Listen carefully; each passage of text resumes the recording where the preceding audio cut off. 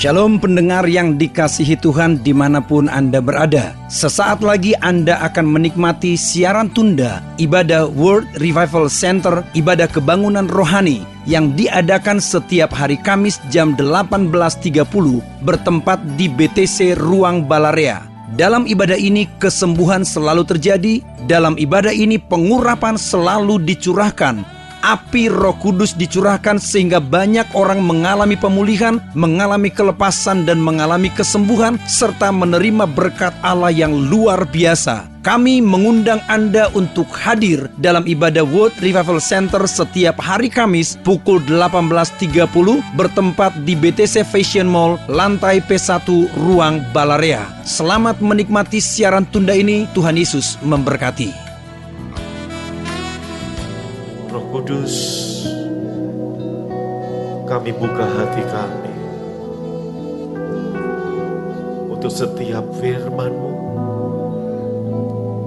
lawatan-Mu, jamahan-Mu, pertolongan. Kami angkat tangan dan kami berkata, pertolongan kami hanya dari Tuhan Yesus. Dalam nama Yesus yang siap diberkati, lambaikan tangannya dan sama-sama berkata, Amin. Tepuk tangan buat Tuhan. Haleluya. Lebih meriah lagi katakan haleluya. Silakan duduk Bapak Ibu Saudara yang dikasihi Tuhan. Shalom. Belum semuanya, shalom. Malam ini kita belajar langsung, saudaraku, memandang Yesus, merenungkan Yesus, dan tinggal dalam Yesus, sama dengan mengalami good success. Boleh kita baca sama-sama judulnya, 2, 3.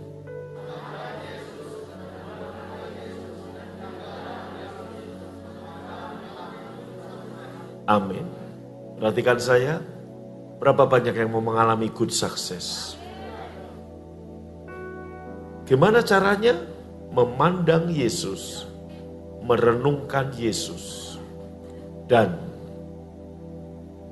diam, tinggal dalam Yesus. Ada yang bertanya kepada saya, emang kalau saya pandang Yesus,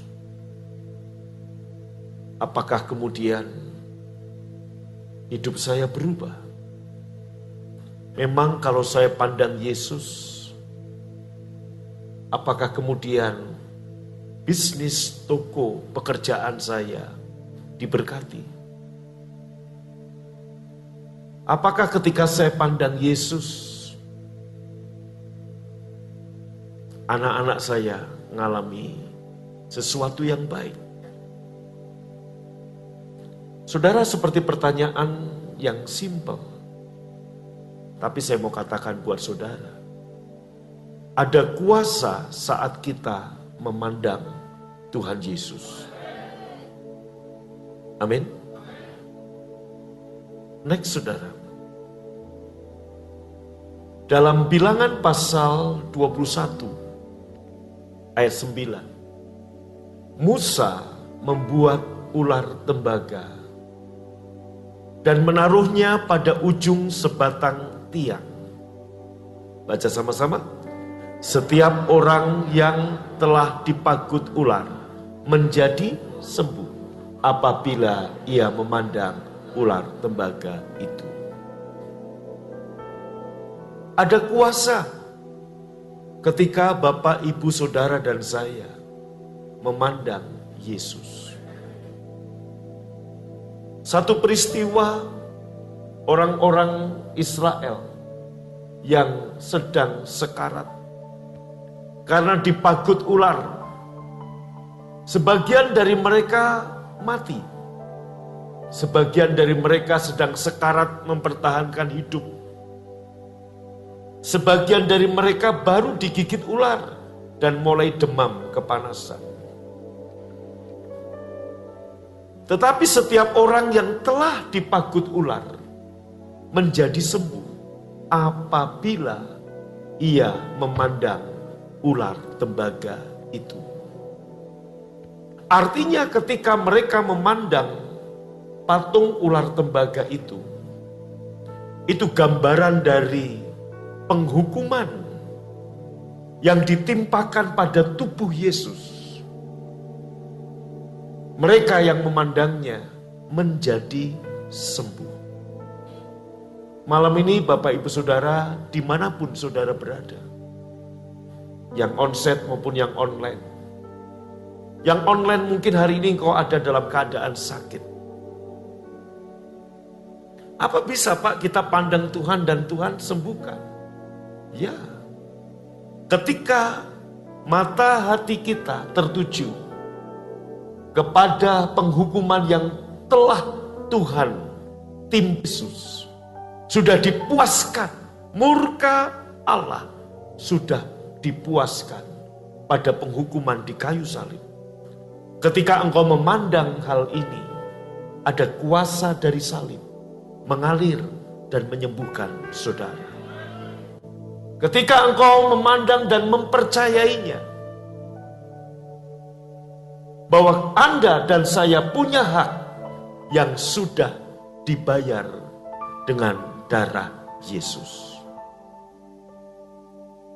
Ada kuasa ketika kita memandang. Ayat berikutnya. Sebagaimana Musa meninggikan patung ular tembaga di atas tongkat di padang belantara. Perhatikan saya. Demikian juga aku harus ditinggikan. Saudaraku, apakah hidup kita memandang Yesus daripada badai di sekeliling kita? Apakah kita fokus memandang Yesus daripada semua tantangan, persoalan, masalah, pergumulan yang kita hadapi? Itu arti kata, demikian juga aku harus ditinggikan. Ketika kita hanya memandang kepada Yesus, ada kuasa yang mengalir. Mungkin Anda berpikir kok mudah? Iya. Keselamatan juga kita terima dengan mudah. Maka Efesus 2 ayat 8, 9, dan 10 mengatakan demikian, gak ada di bahan, gak usah dibuka, percaya saja ada. Oleh karena kasih karunia, kamu diselamatkan oleh iman. Ayat 8 itu. Itu bukan hasil usahamu. Itu bukan hasil pekerjaanmu. Jangan ada orang yang memegahkan diri. Efesus 2 ayat 8 dan 9. Ayat 10-nya dikatakan kamu diciptakan kembali dalam Kristus Yesus untuk melakukan pekerjaan baik, perbuatan baik. Maka Bapak Ibu, pekerjaan baik, perbuatan baik yang kita lakukan bukan karena tekanan dari luar untuk kita menerima kasih karunia dari Tuhan. Tetapi perbuatan baik yang kita lakukan adalah tekanan dari dalam karena hati yang sudah mengalami transformasi. Tekanan dari luar membuat telur pecah, menghasilkan telur ceplok, telur dadar. Tapi tekanan dari dalam membuat telur pecah, tapi menghasilkan sebuah kehidupan. Bapak Ibu Saudaraku yang dikasihi Tuhan, kasih karunia adalah sesuatu yang tidak diupayakan. Sesuatu yang gak layak kita terima. Bukan karena jasa kita. Mudah, simple. Password untuk mendapatkan kasih karunia 4 huruf I-M-A-N, iman. Dan untuk bisa mendapatkan iman, selain kita mendengar berita tentang Yesus, butuh kerendahan hati. Saking mudahnya, saking saudaraku sepertinya mudah. Iya, bagi kita mudah. Tapi bagi Allah tidak mudah. Mudah bagi kita hanya dengan percaya kita diselamatkan. Tapi bayaran untuk Anda dan saya diselamatkan ditimpakan pada tubuh anak domba Allah, yaitu Yesus. Apakah ketika saya memandang Yesus seperti orang-orang yang dipagut ular memandang patung ular tembaga yang ditaruh Musa di atas tongkat di padang belantara dan semua yang memandangnya kesembuhan terjadi? Apakah hal yang sama terjadi juga? Ya, ketika engkau terus fokus memandang. Dalam Matius pasal 14 ayat 27, Yesus berkata kepada mereka, tenanglah, aku ini, jangan takut. Ini satu cerita kisah nyata. Para murid ada di dalam perahu yang diombang-ambingkan oleh gelombang. Dan ada badai yang menerpa perahu itu. Ketika mereka sedang ada dalam ketakutan karena badai itu, muncul Tuhan Yesus. Mereka berteriak-teriak, itu hantu, itu hantu. Yesus berkata, aku ini, jangan takut. Tenanglah, ini aku, jangan takut. Berikutnya. Lalu Petrus berseru dan menjawab, Tuhan, apabila itu engkau, suruhlah aku datang kepadamu berjalan di atas air. Perhatikan saya. Berikutnya. Kata Yesus, come, datanglah. Maka Petrus turun dari perahu dan berjalan di atas air mendapatkan Yesus. Berikutnya.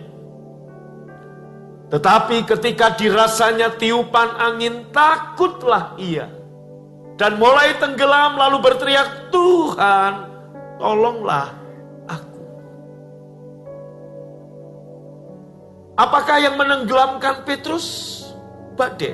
Bukan. Apakah yang membuat Petrus berjalan di atas air? Badai? Bukan. Tidak ada satu orang pun di muka bumi ini, baik dalam situasi badai maupun situasi tenang, bisa berjalan di atas air.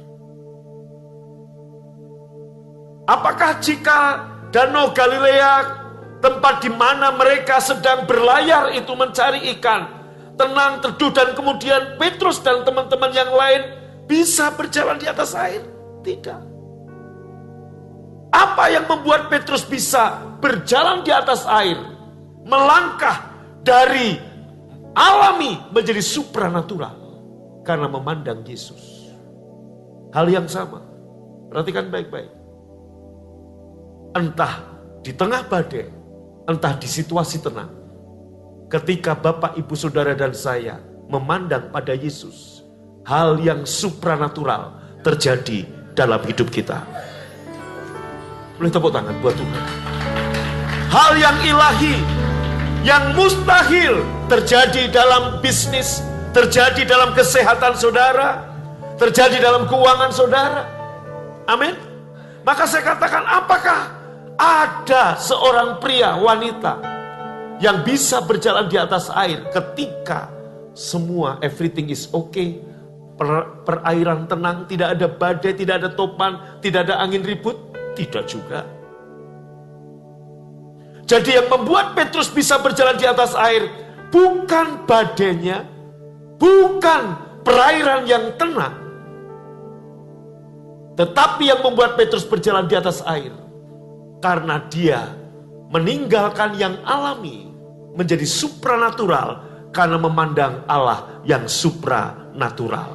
Hal yang sama ketika kita yang alami terus memandang Allah yang supranatural, fokuskan kepada pengorbanan, kepada apa yang sudah dia lakukan, hal yang supranatural akan terjadi dalam kehidupan saudara. Engkau menjadi orang-orang yang penuh kuasa. Engkau bisa berjalan di atas air. Engkau bisa berjalan mengatasi setiap badai kehidupan saudara. Amin. ketika Bapak Ibu Saudara memandang Yesus, hal yang tidak mungkin menjadi mungkin. Hal yang natural menjadi supranatural. Arahkan pandanganmu pada Yesus. Bahkan hari ini, ketika dokter memvonis ada benjolan di payudaramu, ada kanker di rahimmu, ada kanker di darahmu, jemaat yang mungkin online, ada penyakit. Saudaraku, dengar firman Tuhan berkata, sebagaimana Yesus ada di dunia, seperti itulah aku ada di dunia. Yesus tidak ada benjolan, Yesus tidak ada kanker, Yesus tidak ada kelemahan. Hal yang sama terjadi kepada saudara. Tepuk tangan balik. Boleh lebih meriah lagi, katakan haleluya. Mari pandang Yesus. Angkat tangan. Ku pandang wajah dan berseru, pertolonganku datang darimu. Peganglah tanganku, jangan lepaskan. Kaulah harapan dalam hidupku. Ku pandang wajahmu dan berseru. Arahkan pandangan Bapak Ibu Saudara. Amin. Ketika Petrus memandang Tuhan Yesus, dia berjalan di atas kemustahilan. Dia ada dalam kehidupan supranatural.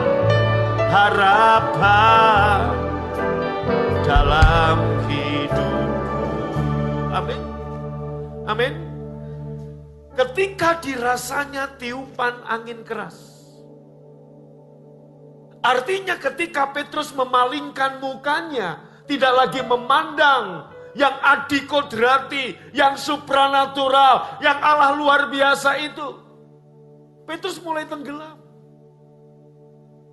Dan berkata, tolonglah aku. Maka menjadi pertanyaan yang menarik. Apa tiupan angin keras itu yang membuat Petrus tenggelam? Tidak. Apakah perairan tenang yang membuat Petrus bisa berjalan di atas air? Tidak. Apa yang membuat Petrus berjalan di atas air? Dan apa yang membuat dia tenggelam? Ketika dia mengarahkan pandangannya kepada anak domba Allah Yesus. Ada kuasa. Dia keluar dari yang alami menjadi supranatural. Saudaraku, hal yang sama berlaku dalam bisnismu, dalam keuanganmu, dalam tubuhmu. Sebagaimana Yesus di muka bumi tidak pernah kekurangan, hal yang sama terjadi pada kita ketika kita memandang Dia. Amin. Sebagaimana Yesus di muka bumi sehat, hal yang sama terjadi pada saudara ketika Anda memandang pada Yesus. Angkat tanganmu yang dimanapun saudara, kanker dalam tubuhmu. Sebagaimana Yesus, Dia ada di bumi, gak ada kanker. Hal yang sama, gak ada kanker dalam tubuhmu, gak ada bencolan dalam tubuhmu, gak ada penyakit dalam tubuhmu. Pandang terus, maka engkau akan melihat, engkau akan keluar dari alami kepada yang supranatural, dan itu akan terjadi kepada saudara. Haleluya.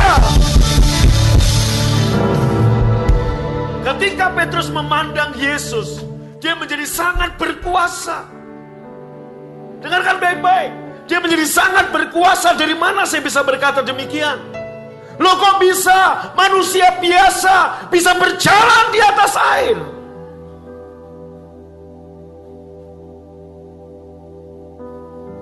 Saudaraku, tetapi ketika dirasanya tiupan angin keras, ketika dia nggak lagi memandang kepada Yesus, tenggelam. Hal yang sama. Engkau para pedagang, engkau para lawyer, dokter, profesional apapun. Yesus berkata, enggak seorang pun bisa datang kepadaku jika bukan Bapa mengaruniakan. Jadi yang membuat usahamu, bisnismu, pekerjaanmu, gereja kita diberkati, Bukan karena kita. Bapa yang mengaruniakan. Ketika engkau mengarahkan pandanganmu pada Bapa, engkau akan melihat. Jangan lihat sekelilingmu, jangan lihat badai di sekitarmu, jangan lihat krisis yang ada di sekitarmu. Tetaplah dia Allah yang berdaulat atas hidupmu. Dia nggak dipengaruhi oleh badai, nggak dipengaruhi oleh situasi tenang. Dia Allah yang tetap Allah supranatural. Ketika Anda dan saya mengarahkan pandangan pada Yesus, engkau akan berjalan melewati kemustahilan apapun. Jika ada pasangan suami istri yang sedang berdoa untuk ngomongan, dengar baik-baik. Mungkin dokter berkata sudah enggak bisa lagi melahirkan. Mungkin dokter berkata penyakitmu enggak bisa disembuhkan. Mungkin ahli ekonomi berkata bisnismu enggak mungkin bisa dipulihkan. Tutup telingamu semua. Sama, enggak mungkin seseorang manusia bisa berjalan di atas air. Baik perairan tenang maupun perairan sedang kena badai. Tetapi Petrus bisa. Hal yang sama ketika kita memandang Yesus. Ada banyak hal supranatural yang terjadi, yang gak masuk akal pikiran kita, Tuhan lakukan di dalam kehidupan saudara. Yang percaya katakan amin. Tepuk tangan paling meriah. Haleluya. Next saudaraku, yang kedua. Terus. Tetapi Yesus berseru kepada mereka supaya mereka jangan takut. Next. Lalu mereka pun mempersilahkan Yesus naik ke perahu. Baca sama-sama. Nah, Bapak Ibu, buka hatimu, angkat tanganmu. Lambaikan tangan saudara. Apakah kita persilahkan Yesus ada dalam perahu kehidupan kita? Perahu bisnis kita. Perahu menggambarkan kehidupan saudara. Yang hari ini mungkin di tengah badai, di tengah gelombang, kabar-kabar buruk tentang penyakit, kabar-kabar buruk tentang krisis, kabar-kabar buruk tentang apapun yang dokter vonis dalam hidupmu. Ketika Anda dan saya welcome, mempersilahkan Yesus, percepatan terjadi. Anda lihat, segera perahu itu sampai di pantai yang mereka tuju. Ketika Bapak Ibu pandang Yesus dan kemudian persilahkan Yesus ada dalam perahu. Pak, Bu, dengar. Ini bicara tinggal dalam hadirat Tuhan. Gimana caranya kita terus tinggal dalam hadirat Tuhan? Password untuk terus tinggal dalam hadirat Tuhan adalah pengucapan syukur. Ketika Anda dan saya terus mengucap syukur, engkau gak keluar dari hadirat Tuhan. Ketika Anda menyadari dimensi salib yang vertikal, bahwa keselamatan adalah kasih karunia dan kita hanya beristirahat, percaya, berserah. Kalau keselamatan aja adalah kasih karunia, terlebih berkat-berkat yang lebih kecil dari keselamatan, kesembuhan, berkat, keuangan, promosi, anak, saudaraku, kekayaan, semua adalah kasih karunia dari Tuhan. Ketika kita memandang itu, kita bisa beristirahat, kita bisa berserah. Maka saudaraku, nggak mungkin kita mengomel, menggerutu, karena kita menyadari dimensi yang vertikal ini. Pak, Bu, dengar. Hukum Taurat adalah cikal bakal agama Yahudi hari ini. Ada 4.300 agama dan kepercayaan di seluruh dunia. Kulitnya beda, tapi begitu dibuka, isinya kurang lebih sama. Mereka dibenarkan karena perbuatan. Saya mau beritahu, yang terbaik dalam hukum Taurat tidak lepas dari penghukuman. Siapa yang terbaik melakukan hukum Taurat? Musa. nggak lepas dari hukuman. Tapi yang terburuk dari saudara, bebas dari penghukuman ketika kita memandang Yesus Kristus Tuhan. Amin. Anda lihat, setelah engkau fokus memandang pada Yesus, jangan arahkan pandanganmu kepada badai. Jangan arahkan pandanganmu kepada tiupan angin, berbicara suara-suara sumbang, suara-suara yang mengatakan A, B, C, D, E. Kita bisa berkata, hidupku bukan karena perkataan orang. Hidupku ditentukan oleh firman Tuhan. Yang kedua, persilahkan Yesus welcome. Take over hidupmu, ambil alih. Engkau akan melihat hal yang supranatural ketika mereka dengan susah payah mendayung perahu untuk tiba sampai tujuan. Ketika mereka mempersilahkan, segera perahu itu sampai di pantai tujuan mereka. Hal yang sama ketika engkau mempersilahkan Yesus take over hidupmu, take over perahumu, engkau pandang Dia, engkau akan melihat apa tujuanmu. Tuhan mempercepatnya. Tepuk tangan buat Tuhan yang meriah. Yang kedua, saudaraku, merenungkan Yesus. Yang pertama memandang Yesus, yang kedua merenungkan Yesus. Kita lihat ayatnya. Kitab Taurat ini harus selalu kamu baca dan perkatakan. Renungkan itu siang dan malam supaya kamu bertindak hati-hati. Dengan demikian perjalananmu akan sukses dan kamu menjadi makmur. Merenungkan dalam bahasa Inggris meditasi. Merenungkan dalam bahasa Ibrani hagah. Bukan sekedar merenung, tapi memperkatakan, menggumamkan setiap firman Tuhan. Ibu bapak saudara, merenungkan Yesus artinya memperkatakan Yesus. Direnungkan, diperkatakan. Apa yang sudah Yesus buat dalam hidup kita. Maka ketika setiap kali kita makan roti dan minum cawan, Yesus berkata, lakukan ini untuk mengingat akan aku.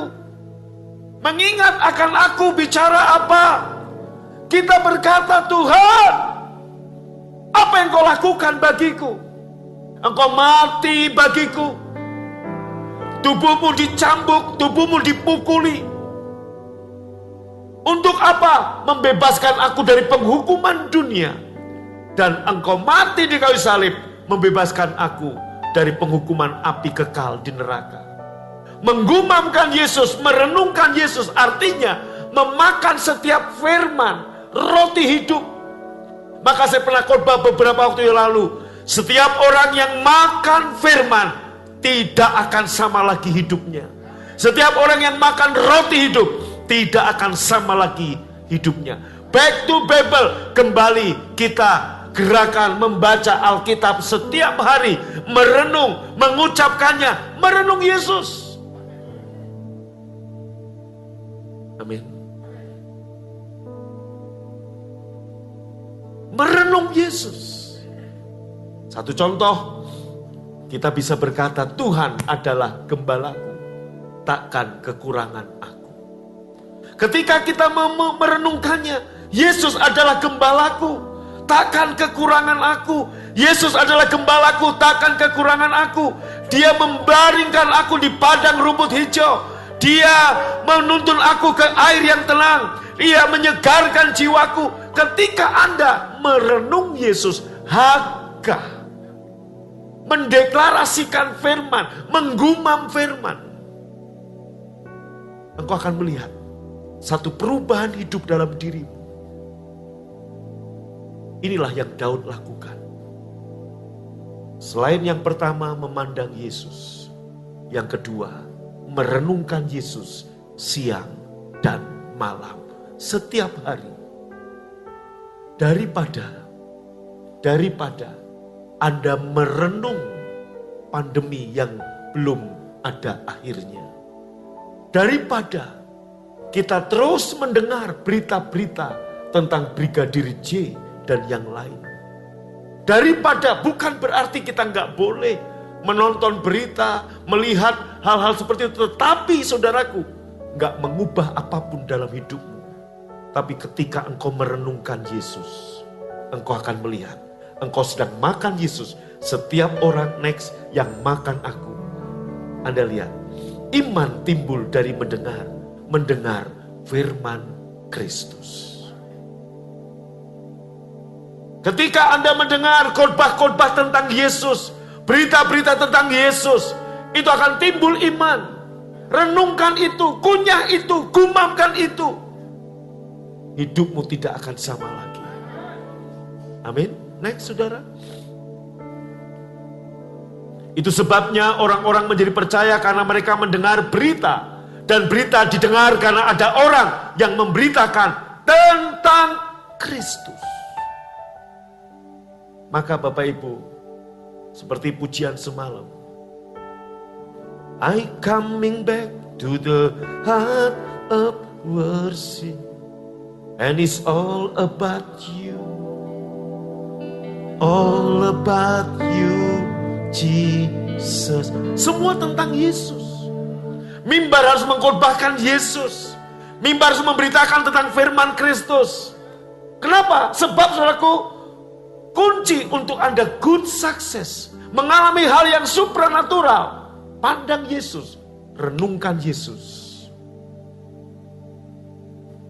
Cuma 3 orang yang amin. Katakan amin. Katakan amin. Mulai hari ini, jangan sarapan, jangan tidur sebelum Anda merenungkan Yesus. Merenung artinya membaca sambil bergumam, bukan membaca dalam hati. Yang ketiga, tinggal, istirahat, berserah dalam Yesus. Yang pertama apa? Pandang Yesus. Yang kedua, merenungkan Yesus. Dan yang ketiga, baca yang keras 2, 3. Tinggal, istirahat, berserah dalam Yesus. Arti kata istirahat itu berserah, percaya penuh, tinggal di dalam Yesus. Kita lihat ayatnya. Akulah pokok anggur dan kamulah ranting-rantingnya. Barang siapa tinggal di dalam aku, istirahat, berserah, dan aku di dalam dia, ia, orang yang sama tadi, sama-sama baca, berbuah banyak. Ketika Anda tinggal di dalam dia, akulah pokok anggur, kamulah ranting-rantingnya. Barang siapa tinggal di dalam Yesus, pertama pandang, kedua merenung, yang ketiga tinggal di dalam Yesus.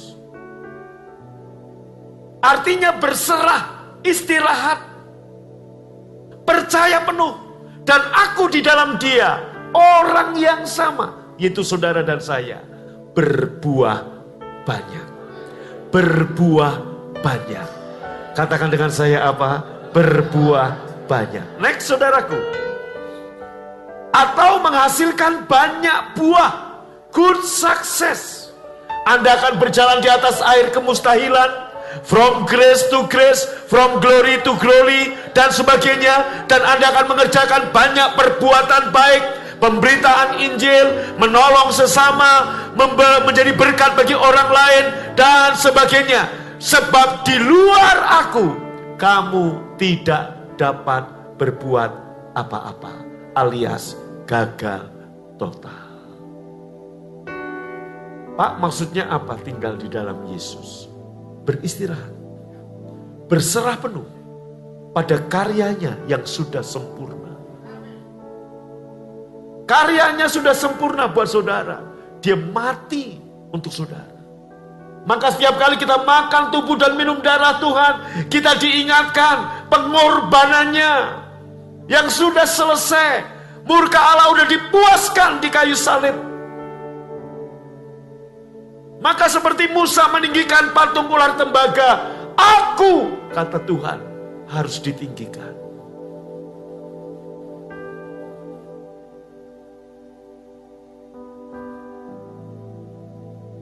Ketika saudara meninggikan Yesus,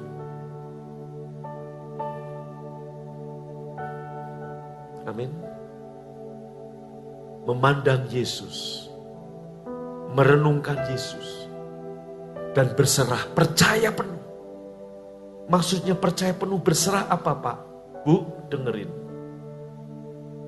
Kalau anaknya sendiri tidak disayangkan, tapi diberikannya kepada kita, bagaimana mungkin dia menahan segala sesuatu untuk kita?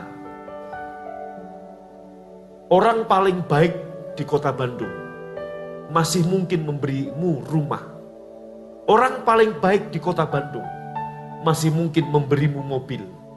Tapi orang paling baik di seluruh dunia gak akan mungkin memberikan anaknya untuk Anda, menggantikan Anda. Gak ada. Saya minta Pak Sukadame uang, masih mungkin dia kasih ke saya. Katakan saya minta mobil, masih mungkin dia kasih ke saya. Tapi kalau saya minta anaknya, gak akan dikasih.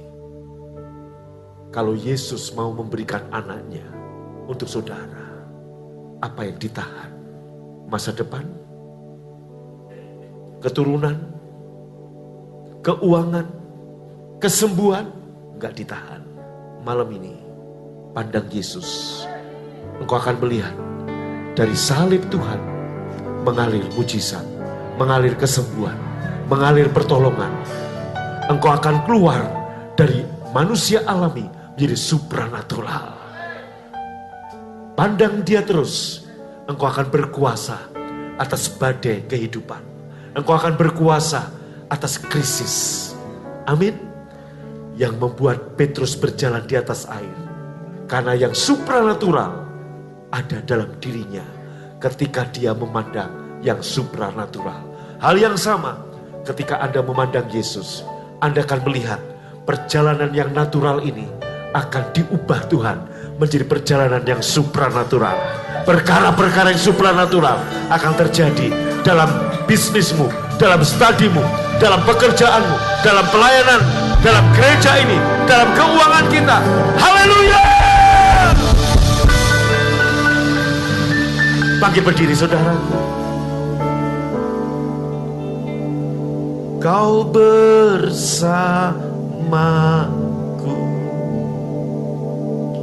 Sama-sama katakan.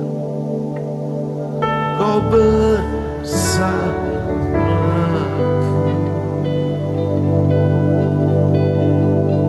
Kau bersamaku. Lampu boleh dipadamkan.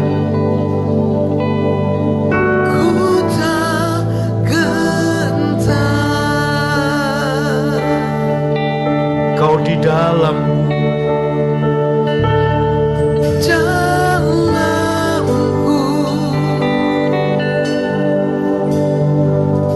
kau di dalamku,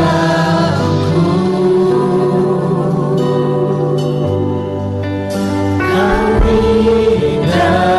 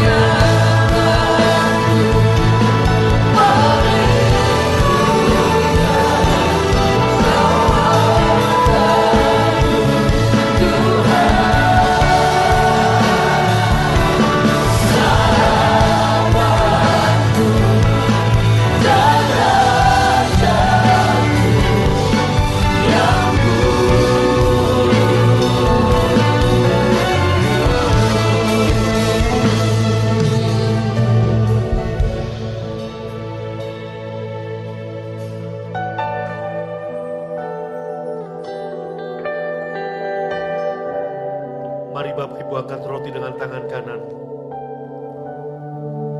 Setiap kali kamu makan roti dan minum cawan ini, engkau sedang merenungkan Yesus, menggumamkan Yesus.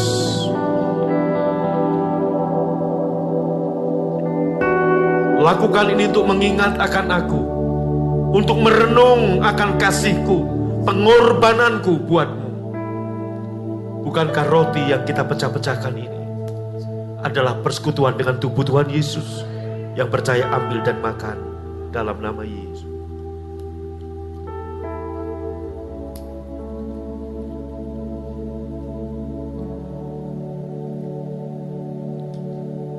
Angkat cawan dengan tangan kanan saudara. Tuhan Yesus mengambil cawan, sudah makan, memberikan pada murid-muridnya dan berkata, inilah cawan perjanjian baru yang dimeteraikan oleh darahku. Ambillah, minumlah. Engkau yang percaya, ini darah Tuhan Yesus. Ambil dan minum dalam nama Yesus. Amin. Angkat tangan saudara. Ku pandang wajah dan berseru,